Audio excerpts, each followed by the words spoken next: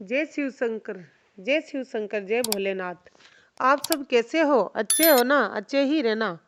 तो आज हम कहानी कहने जा रहे हैं शिव शंकर की, तो जरूर सुनना और हमारे चैनल को लाइक सब्सक्राइब कमेंट जरूर करना। तो कहानी ऐसी है कि शिव शंकर ने अपने भगत की परीक्षा ली, माता पार्वती ने और भोलेनाथ ने। तो कहानी बड़ी अच्छी है, जरूर सुनना और हमारे चैनल को लाइक सब्सक्राइब कमेंट जरूर करना। तो कहानी आरंभ करते हैं, सुनो। एक दूध बेचने वाला था जो रोज दूध बांट के आता था, और जो भी दूध बचता था वो गांव में मंदिर में, भोलेनाथ के मंदिर में शिवलिंग के ऊपर अर्पित कर देता था। तो उसकी ऐसी भावना थी, सारा दूध चाहे जितना भी बच जाए, लेकिन वो दूध भोलेनाथ के ऊपर चढ़ा देता था और फिर अपने घर चला जाता था। उसने तो अपना ऐसा नियम ही बना लिया। तो एक आधे लोगों ने कहा, अरे ये क्या कर रहे हो? पागल हो गए हो क्या? जितना भी दूध बचे घर ले जाओ, यहाँ शिव शंकर पर क्यों ढोल रहे हो? तो उसने कहा, अरे मेरे बाबा को दूध पिला रहा हूँ, ढोल थोड़ी रहा हूँ। क्या कह रहे हो आप लोग? मेरी भावना है, मेरा नेम है, मैं अपना नेम कैसे तोड़ दूँ? मैंने भोलेनाथ से कहा था, मेरा जितना भी दूध बचेगा वो बचा हुआ दूध आप पी लेना, और जितना बिकना होगा वो बिक जाएगा। जितना मेरा था वो बिक गया, जो भोलेनाथ का है वो पी लेंगे। ऐसी उसकी भावना थी और वो अपने घर चला गया। अब एक दिन तो उसे पंडित जी ने भी पकड़ लिया। और पंडित जी ने पकड़ के कहा, अरे तू इतना इतना दूध क्यों ला रहा है और इसका स, कोई सही उपयोग क्यों नहीं करता? जो भी बचता है यहाँ शिवलिंग पर चढ़ा देता है। पागल हो गया है क्या? उसका नाम शिवम था। शिवम पागल हो गया है क्या? उसने कहा, पागल नहीं हुआ महाराज, मेरे भोलेनाथ पर सभी दूध चढ़ाते हैं।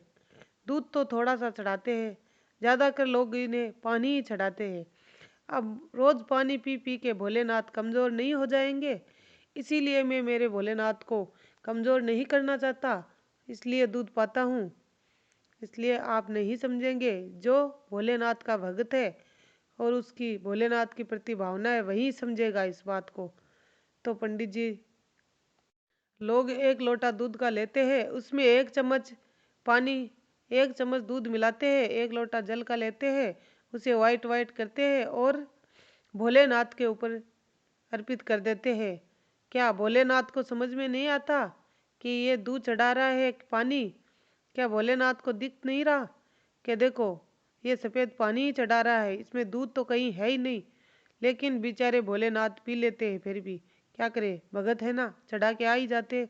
और फीलिंग तो देखो, एक लोटे दूध वाली लेता है और उससे मांगता भी बहुत कुछ है। उस एक लोटे जल के बदले में भगवान से हाथ जोड़ जोड़ के, सिर पटक पटक के। अब देखो ऐसी भक्ति में भी कंजूसी कर देते हैं लोग। वरना एक गिलास हो, एक लोटा हो, एक कलश हो, जो भी हो, दूध का ले जाओ, उसमें क्यों पानी मिला के ले जाते हो? और पानी ले जाना है तो कोरा पानी ही ले जाओ, क्यों दूध मिला रहे हो? लेकिन जिसको जैसी भावना वो वैसा ले जा रहा है। लेकिन दूध क्यों मिला के ले जा रहे हो? या तो पानी से नहला दो या दूध पिला दो, एक काम करो। लेकिन नहीं, पंडित जी ऐसा नहीं करते हैं लोग, और भगवान को ही धोखे देने में तुले हुए हैं। उनको ऐसा पानी चढ़ाते हैं। इसलिए मैं अपने भगवान को कमज़ोर नहीं होने दूंगा, भोलेनाथ को दूध पिलाऊंगा और वो रोज़ पीते हैं मेरा दूध। तो भगवान पंडित जी की आंखों में आंसू आ गए ये बात सुन के।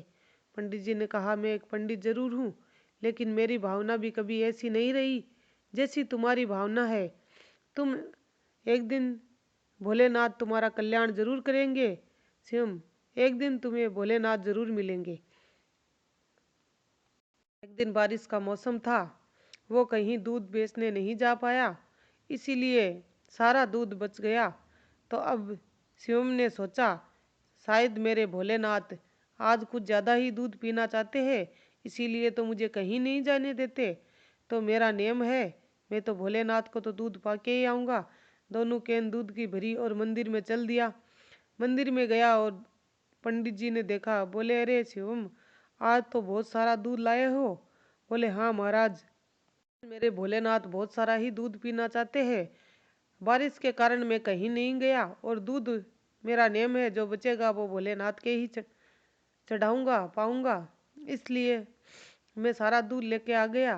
तब पंडित जी ने कहा, अरे शिवम, इस दूध दूध का थोड़ा सदुपयोग उपयोग कर लो। थोड़े चावल और ले आओ और थोड़ी चीनी ले आओ, इसकी खीर बना लो। तब शिवम थोड़ा चावल लाए और खीर बना दी। और खीर और पोहे मेरे भोलेनाथ को बहुत पसंद है, इसलिए शिवम ने खीर बनाई, भोलेनाथ को खिलाई और पूरे गांव में खीर बांटी। तो उसका पुण्य तो दुगुना हो गया। सारे गांव ने खीर खाई और भोलेनाथ ने भी खीर खाई। अब जैसे ही भोलेनाथ के होठों पे खीर लगी थी, माता पार्वती ने देखा। तो माता पार्वती ने कहा, क्या कन्हैया ने आपको आज खीर खिलाई है क्या? अब माता पार्वती का शक तो कन्हैया पर ही जाता, क्योंकि कन्हैया ही गायें रखते थे, उन्हीं के पास बहुत सारी गायें थी। बोले, नहीं नहीं, ये तो मेरा कोई भगत है जो मुझे खीर खिला रहा है। रोज तो दूध ही पिलाता था, लेकिन अब खीर खिलाने लगा है। ऐसा भगत बहुत कम मिलता है। तब माता पार्वती ने कहा, अच्छा, आपका इतना बड़ा भगत है तो इसके दर्शन तो मैं भी करना चाहूंगी। चलो, क्यों ना भगत की परीक्षा ली जाए। तब माता पार्वती और भोलेनाथ एक शेर सेठानी का रूप धारण करके नीचे धरती पर आ जाते हैं और उसको जाके बोलते हैं कि तुम्हारा सारा दूध हमें दे दो और तुम्हें कहीं जाना भी नहीं पड़ेगा। तुम्हें कहीं जाने की आवश्यकता नहीं है, हम खुद आ जाएंगे दूध लेने।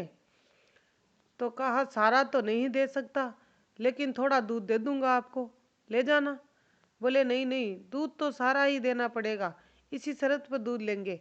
तुम एक घूंट भी दूध नहीं रखोगे अपने घर पे, चाहे पैसे ज़्यादा ले लो और उनसे 10 रुपये ज़्यादा ले लो जो तुम बेच के आ रहे हो उससे। लेकिन उस शिवम ने कहा, नहीं, मैं पूरा दूध आपको नहीं दे सकता। आप चाहे तो मुझे माफ़ करना, क्योंकि कुछ दूध मेरे भोलेनाथ को चढ़ाता हूँ। अगर सारा ले जाएंगे तो बचने का तो कोई सवाल ही नहीं, बचेगा नहीं तो मैं मेरे भोलेनाथ को क्या पिलाऊंगा। इसलिए आपको दूध नहीं बेचना है मुझे।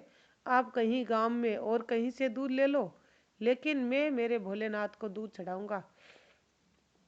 तो जो शिवजी और माता पार्वती सेठ सेठानी बने हुए थे, उसने कहा, क्या पगला है क्या? दूध के पैसे भी ज़्यादा दे रहे हैं और ऊपर से मना कर रहे हो। ऐसा ऊपर आ जाए तो लोग विदेश को चले जाए, तुम तो यहाँ ही नहीं दे रहे हो सब कुछ छोड़ के। तो वो बोला, नहीं, मुझे ऑफर नहीं चाहिए, आप किसी और को ऑफर दीजिए। मैं तो मेरे भोलेनाथ का दूध पिलाऊंगा, मेरा नेम है तो पिलाऊंगा ही। अच्छा ठीक है, तो पिलाओ फिर वो दोनों वहाँ से चले जाते हैं और शिवम वैसे ही रोज भक्ति करता है, शिव भोलेनाथ को दूध पिलाता है। फिर वो दोनों ने सोचा कि चलो एक बार और परीक्षा लेते हैं। तो वो सीढ़ियों में बैठ गए, डोकरी डोकरा होके, बुढ़े बुढ़े, और वहाँ बैठे भिखारी से बन के। और शिवम दूध हाथ में लेके, बाल्टी में दूध और कटोरी में खीर लेके मंदिर में जा ही रहा था कि रास्ते में बैठे बैठे वो बैठे थे और वो बड़े दुखी से थे। तब शिवम ने पूछा, जी आप लोगों को क्या हुआ, आप लोग इतने दुखी क्यों हो? बोले, क्या करे बेटा, 8-10 दिन से कुछ नहीं खाया है, अन्न का एक दाना तक पेट में नहीं गया है। हमें लगता है आज हमें कुछ नहीं मिला तो हम मर ही जाएंगे, अपने प्राण ही त्याग देंगे। तब शिवम ने कहा, नहीं, आपको प्राण त्यागने की कोई जरूरत नहीं है। मैं भोलेनाथ के लिए खीर और दूध लेके आया हूँ, ये आप खा सकते हो और इसे पी सकते हो। तब कहा, पक्का पी ले क्या? सही बात है क्या, पी ले? तुम्हें कुछ संकोच तो नहीं है? बोले, नहीं नहीं, कोई संकोच नहीं है। हाँ, मेरा नेम जरूर है, मैं भोलेनाथ को ही दूध पिलाता हूँ, लेकिन आज वो नेम तोड़ दूंगा आपके लिए। तो कहा, अच्छा तो तुम्हारा नेम है तो तुम कैसे तोड़ोगे? बोले, जिसके भूख से प्राण निकल रहे हो उनके प्राण में बचा लूंगा। तो क्या मेरे भोलेनाथ मुझ पे गुस्सा होंगे? नहीं, बिल्कुल नहीं गुस्सा न होंगे। तो आप भी, जैसे मैं भगवान भोलेनाथ की संतान हूँ वैसे ही आप हो, तो भोलेनाथ मुझ पर गुस्सा नहीं होंगे, खुश होंगे। आप ये खीर खा सकते हो। जैसे ही माता पार्वती ने और भोलेनाथ ने खीर खाई, खा के दर्शन दिए, बोले देखो ऐसा भगत है पार्वती मेरा। भोलेनाथ ने भोलेनाथ ने माता पार्वती ने दर्शन दिए और बोले, अरे शिवम, जो कुछ भी मांगने चाहते हो मांगो भक्त। तो शिवम ने कहा, क्या मांगूं? जब आपके दर्शन हो गए तो और कुछ मांगने की इच्छा नहीं है। देना ही चाहते हो तो अपने चरणों में हमेशा एक छोटा सा कोना दे देना, और मुझे कुछ नहीं चाहिए। जब आप मिल गए हो तो और क्या कुछ चाहिए? जब भोलेनाथ खुद मेरे सामने खड़े हैं, मैंने भोलेनाथ को पा लिया है, तो और क्या पाने की इच्छा रखूंगा। ऐसा था शिव भगत का भगत। हम सब इतने बड़े भगत नहीं है, लेकिन वो एक अच्छा और कुछ नहीं मांगने वाला भगत था। जो नहीं मांगता है उसे भोलेनाथ खुद ही दे देते हैं। उन्हें सब पता होता है इसे क्या चाहिए, इसलिए जो जो चाहिए था वो भोलेनाथ ने सब कुछ शिवम को दिया। जय शिव शंकर, जय भोलेनाथ। जैसे शिवम पर कृपा करी वैसे सभी पर करना, कहानी सुनने वालों पर। जय शिव शंकर, जय भोलेनाथ। आपको हमारी ये कहानी अच्छी लगी तो लाइक, सब्सक्राइब, कमेंट जरूर लिखना, और भोलेनाथ की एक जय तो बनती है, भोलेनाथ का जयकारा जरूर लगा देना। हर हर महादेव।